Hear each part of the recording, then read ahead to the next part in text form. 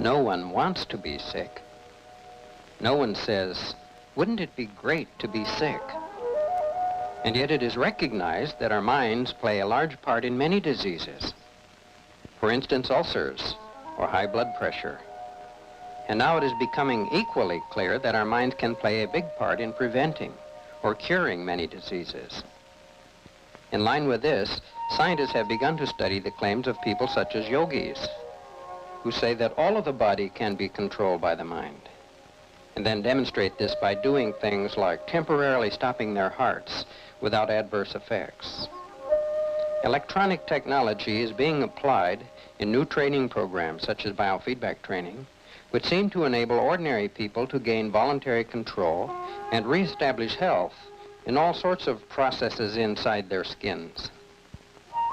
We seem to be at the threshold of a new era in human health, a new understanding of the potentials of the human mind. If we can make ourselves sick, perhaps we can learn to make ourselves well.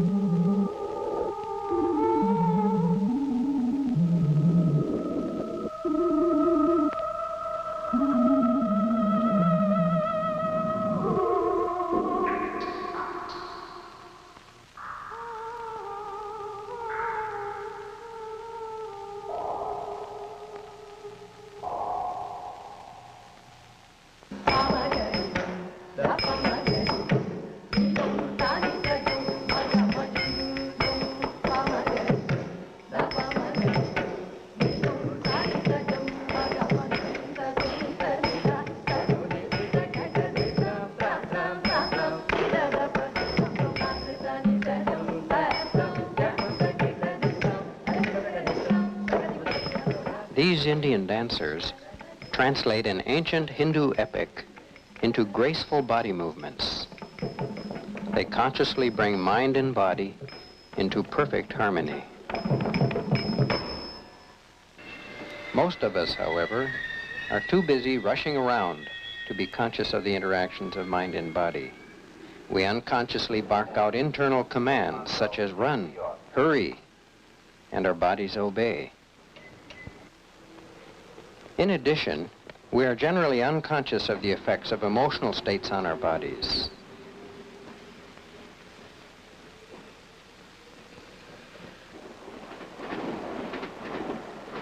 We often remain unaware of the effects of long-term psychological stress, working like an internal time bomb until it is too late, until we have developed a psychosomatic disorder like tension headaches or erratic heart behavior.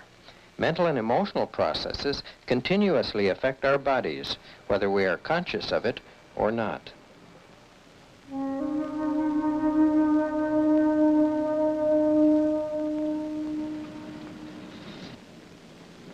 If the conscious and the unconscious work together smoothly, coordinate properly, we can have psychosomatic health. If they don't work together smoothly or get discoordinated in some way, we can have a psychosomatic problem, like a stomach ulcer. As an analogy, after we've learned to drive a car, a lot of our actions are totally automatic. That is, we're not conscious of what we're doing, we just do it. A good driver unconsciously does the right thing. A bad driver unconsciously makes mistakes. In exactly the same way, coordination between conscious and unconscious processes in our mind-body relationship can result in psychosomatic health. If they get discoordinated or antagonistic in some way, we can have a psychosomatic problem.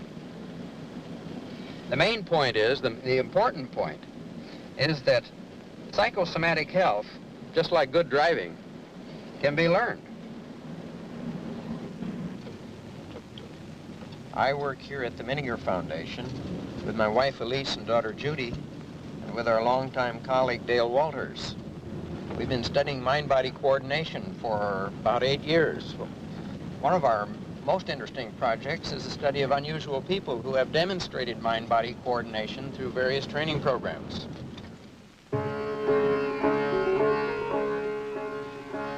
One of the unusual people we had a chance to study was Swami Rama from Rishikesh, India.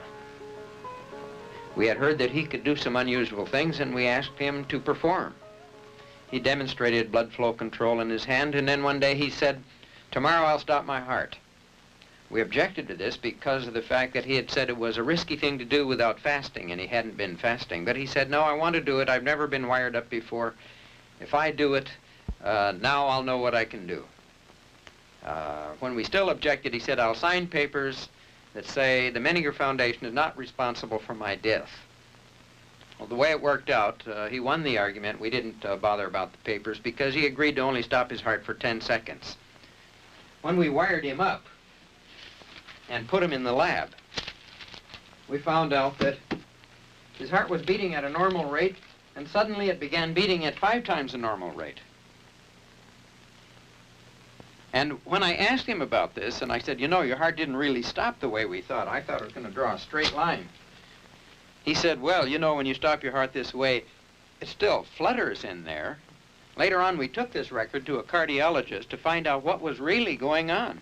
And he said, "Well, this phenomena is called atrial flutter. And you know, the heart is just fluttering in there." He happened to use the same word that the Swami used. And the cardiologist said, "The blood pressure has dropped. He has probably fainted. By the way, what happened to this man anyway?" We said, "Well, nothing. We took off his wires and he went up and gave his lecture." Episodes of this kind were certainly interesting from a physiological point of view, and we decided that we would later go to India and see if we could find some other people like Swami Rama.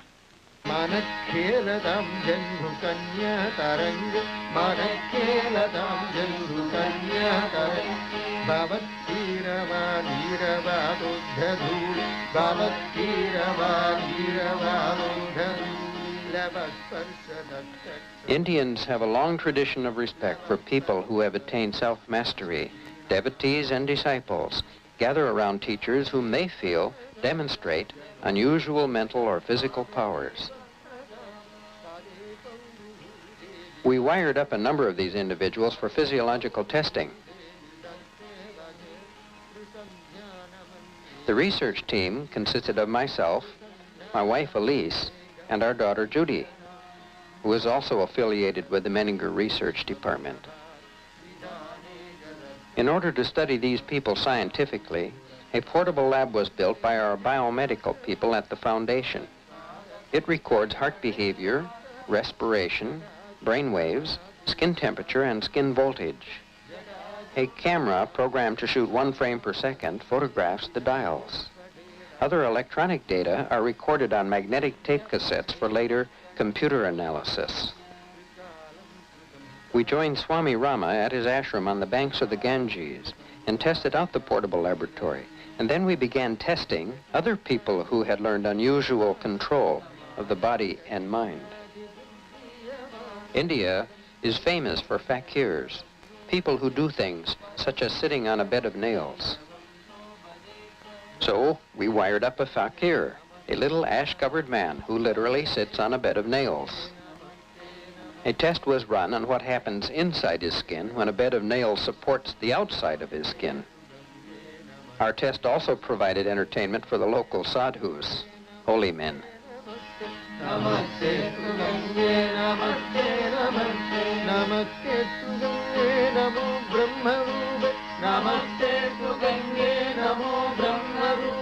One of our interests is Hatha Yoga, the ancient Indian system for integrating mind and body. Through intense practice of breathing exercises and postures, one is supposed to be able to gain conscious control of many body functions that are normally regulated by the involuntary nervous system. We ran tests on a number of Hatha Yoga practitioners, such as this man, Ramesh, an instructor at Benares Hindu University. We monitored changes occurring inside of his body while he performed a series of asanas, or postures.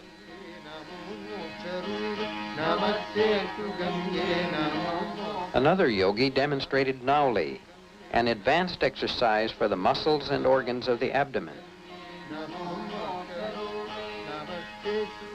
It was a clear demonstration of how Hatha Yoga can bring usually untrained muscles under conscious control. Some yogis can also control visceral processes, as in the case of Sri Ramanand Yogi of Hyderabad, who said he could make his heart skip a beat at will.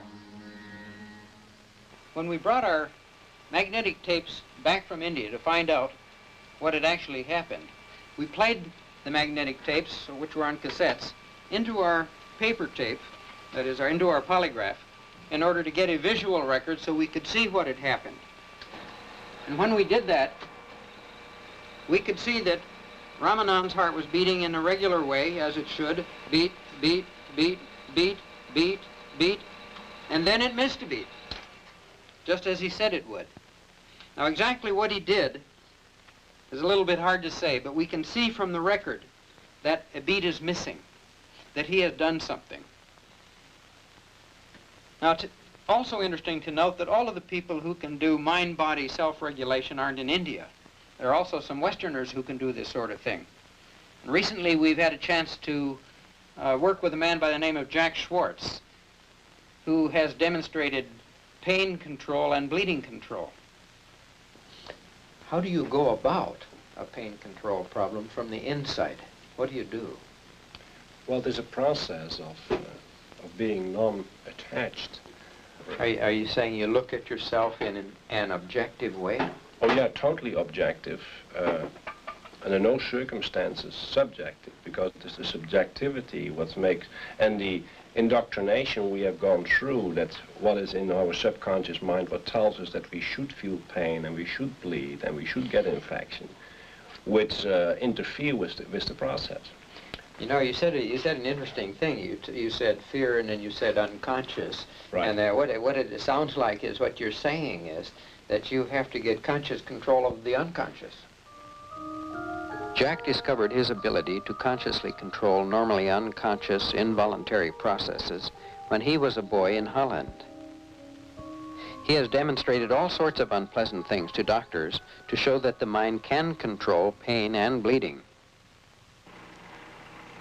After Jack had been wired up, Judy assists Dale Walters in the control room in monitoring Jack's brainwaves, heart rate, and other physiological indicators, while Jack demonstrates pain and bleeding control.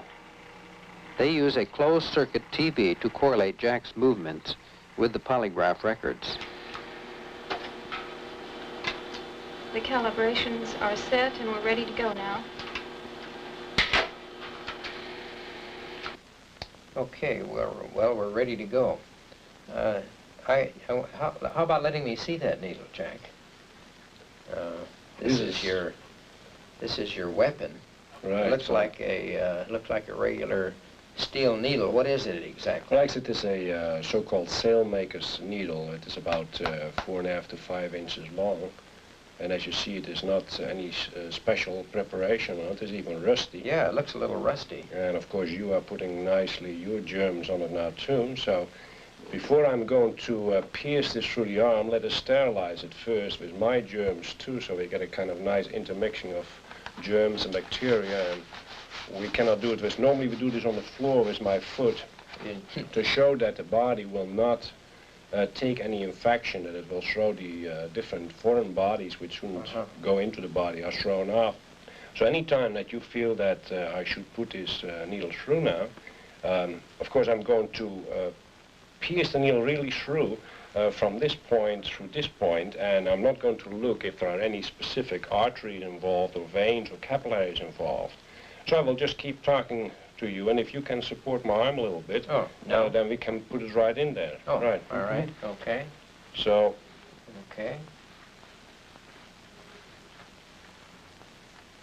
So now it is through, and we can leave it in there for a couple of seconds. Well, it looks like it's buried about half an inch deep in your biceps. Yes, it is really. And as you see, an interesting thing again occurred. It comes right out of a vein here, which is kind of pronounced vein. Coming out of a small and vein. Here, again, by accident, I put it in a vein here too. It is as if it's.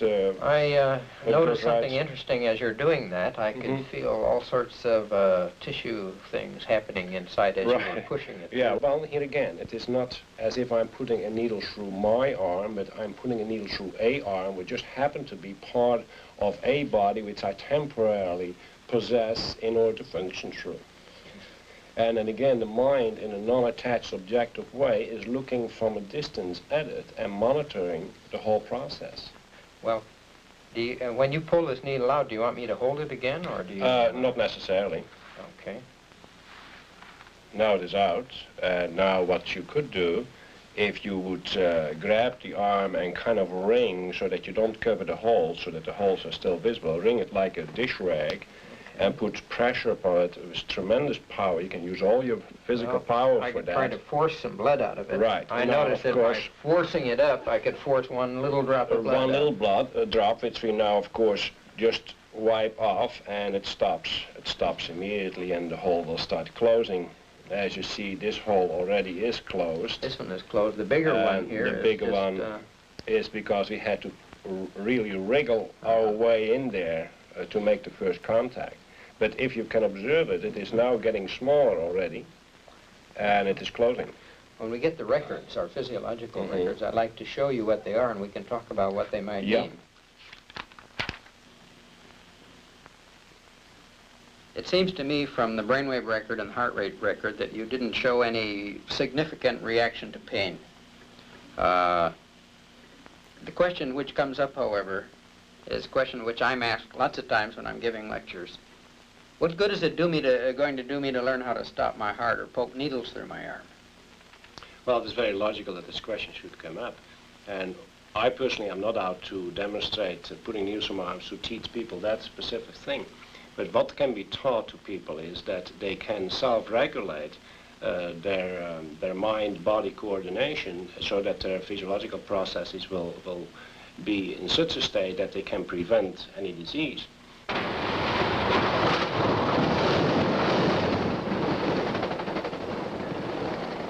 But how can the average person learn to use his mind to control a psychosomatic disorder? The way Jack controls pain and bleeding? Well, the same way we learn every skill, through feedback. Suppose you're interested in basketball. Let's say you want to improve shooting. You take a practice shot, you see the ball bounce off the rim or backboard, then you use this visual feedback of information to coordinate your muscles for a better shot. If a youngster wants to improve his shooting, your comments can also help. This is another kind of feedback. But with appropriate information from the body, we can learn many skills that were thought to be beyond voluntary control for the average person. Suppose you want to learn to wiggle your ears.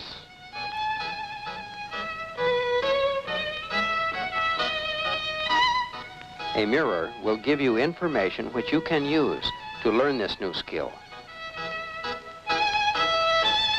In a more serious vein, mind-body theory says that if we can design instruments to mirror events inside our skins, we should be able to learn control of seemingly inaccessible internal processes. To study this is the goal of our research in biofeedback. Biofeedback is the feedback of biological information to a person. Through biofeedback, a person can learn something about what is going on inside of his skin. For instance, I'm wired up right now to a heart rate machine. I'm measuring the voltage between my right ear and my left wrist. And this voltage is being displayed on the paper tape. Now, for instance,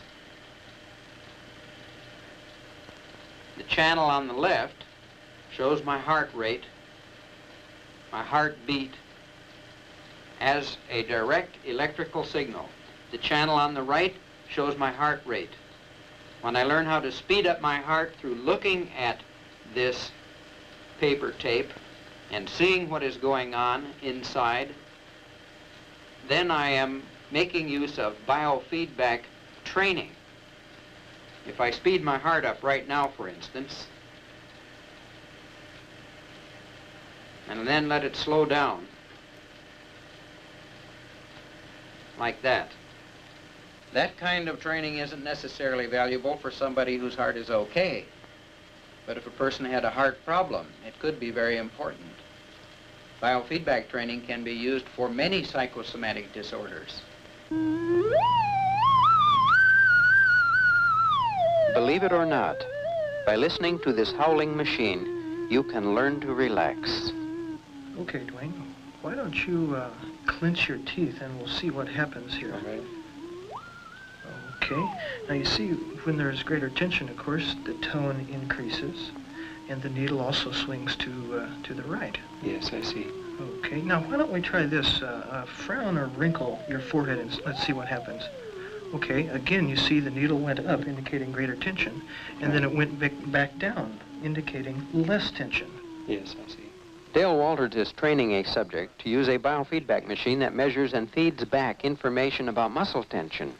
Patients trained to decrease muscle tension have relieved mind-body problems such as insomnia and tension headaches. Learning to increase tension has sometimes helped with paralysis. Visualize what you want to have happen, and then just let it happen, okay? Okay. This muscle tension machine is but one of many biofeedback instruments, however. The thermometer, a familiar instrument, has been adapted into a useful biofeedback device important in the research of Dale Walters, myself, and my wife, Alyce. With the use of this simple biofeedback instrument, the temperature trainer, one can learn to voluntarily control the temperature in particular areas of his body. This means voluntarily controlling the blood flow to that area.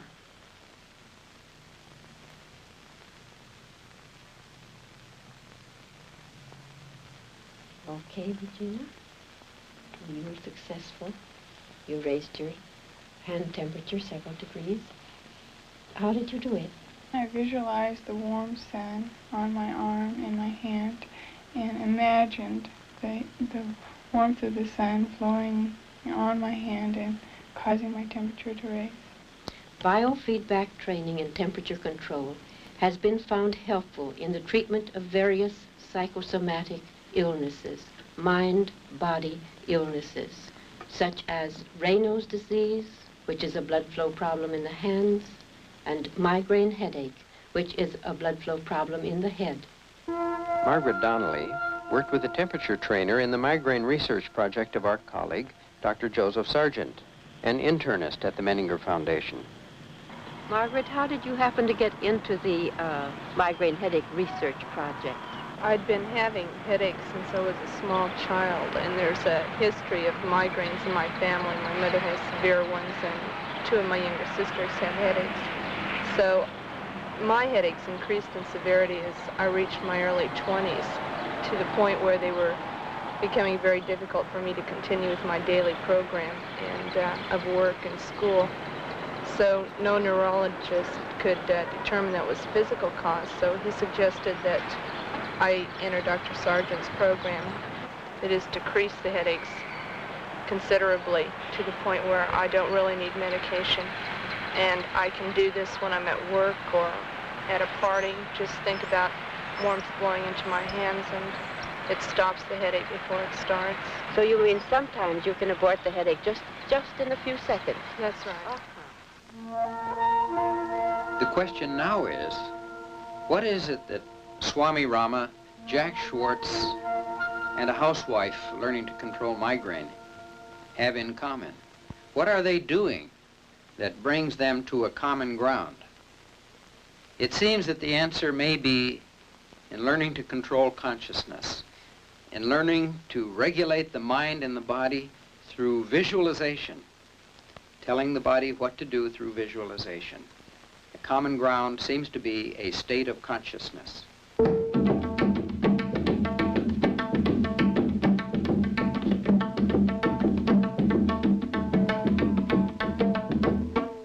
For centuries, Indian yogis have learned to control states of consciousness through meditation.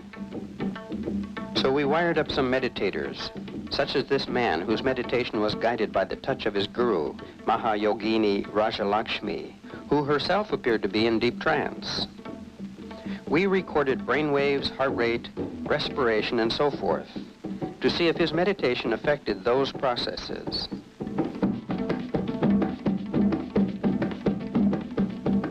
In meditation studies, we are particularly interested in the brain rhythm as a physiological indicator of states of consciousness.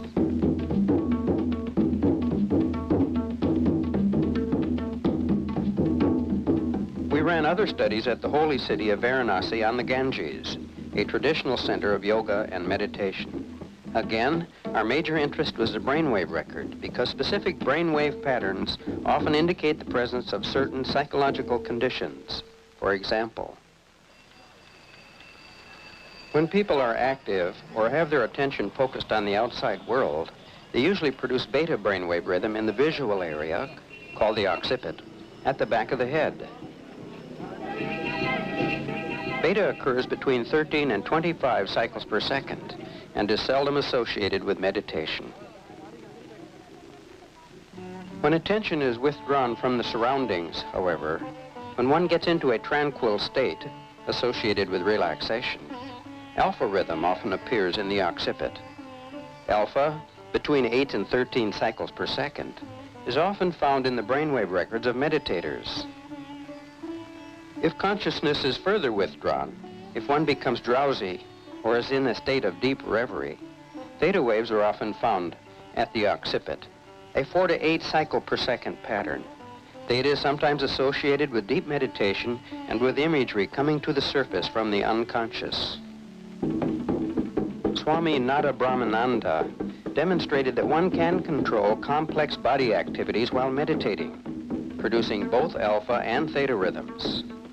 He played a complex raga, a musical, never blinking his eyes once. His eyes and his attention were fixed on an image of his patron deity, Shiva. And then there was Yogi Raj.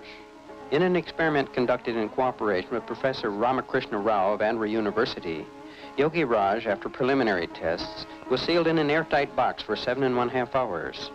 Normal breathing and normal metabolism could be expected to quickly use up the limited oxygen supply, and he would pass out.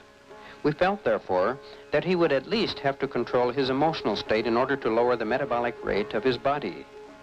We were particularly interested in his brainwave record as a clue to his meditative condition during the experiment. When we got back to the United States, Judy ran his records through the polygraph.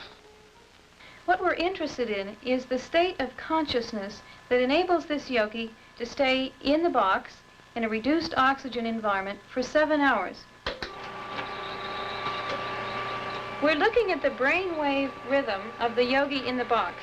He's now been in the box for 7 hours.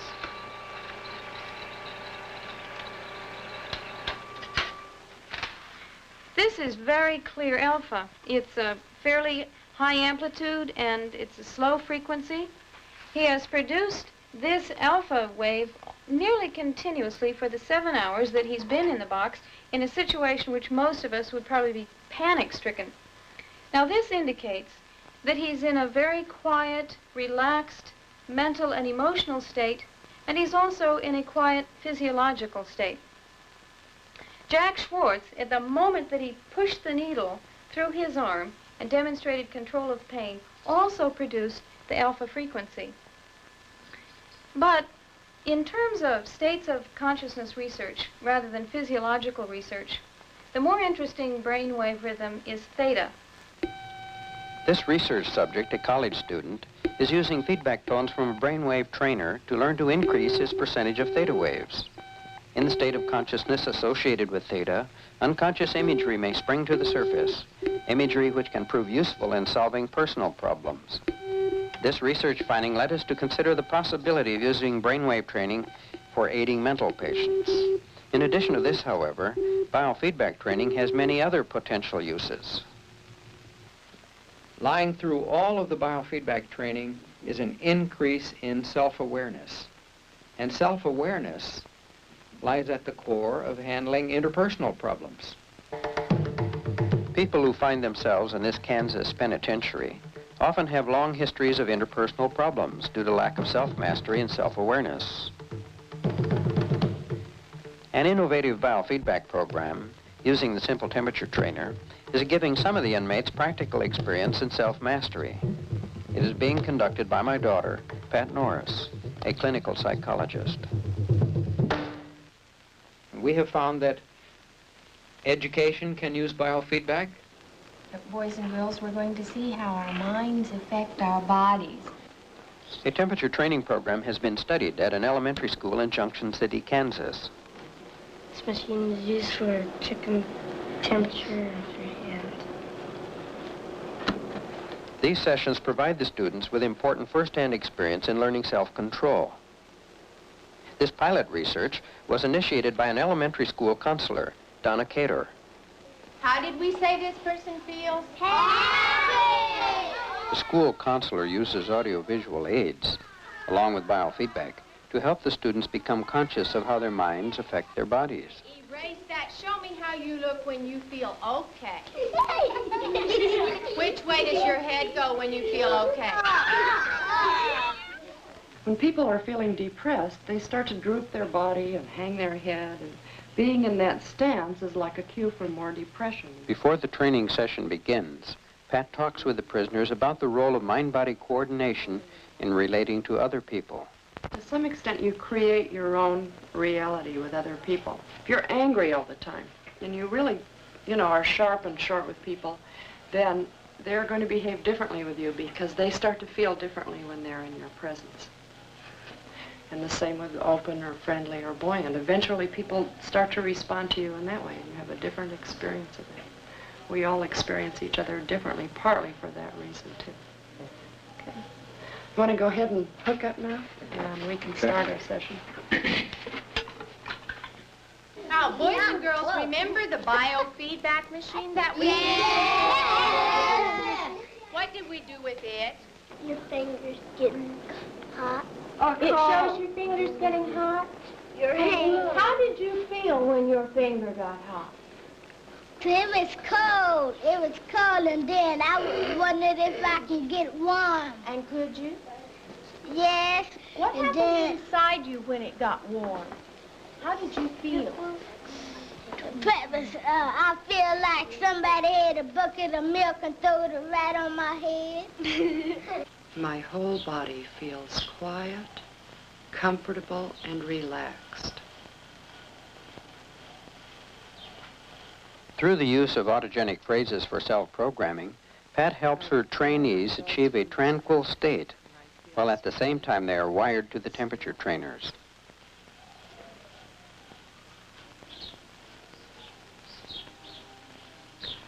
Deep within my mind, I can visualize and experience myself as relaxed, comfortable, and still.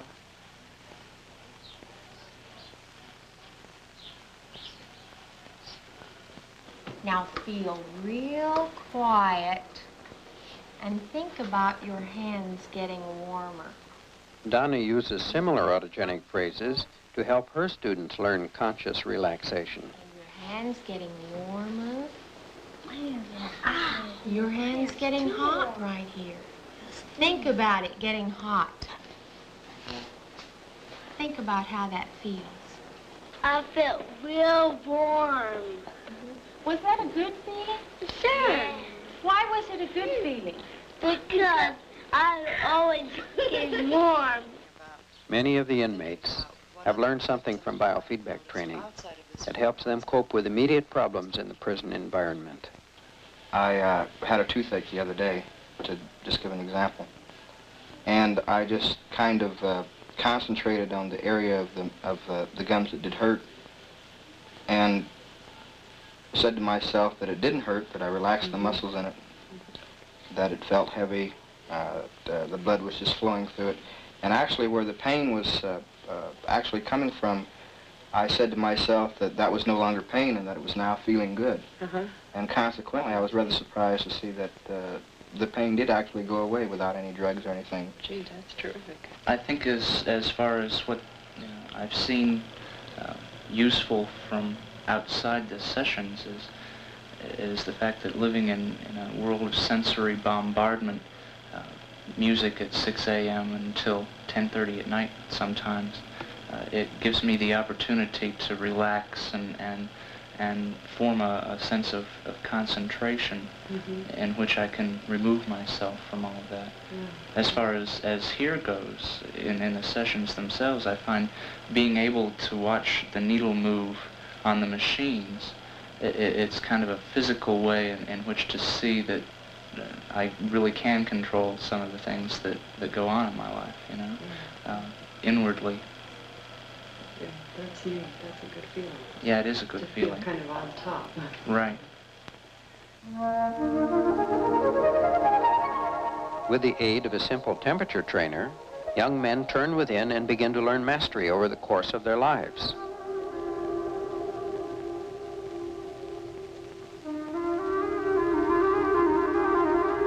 The same device gives school children insights into their own mind-body interactions, a kind of psychosomatic preventive medicine. Other biofeedback training can enhance mental and emotional health.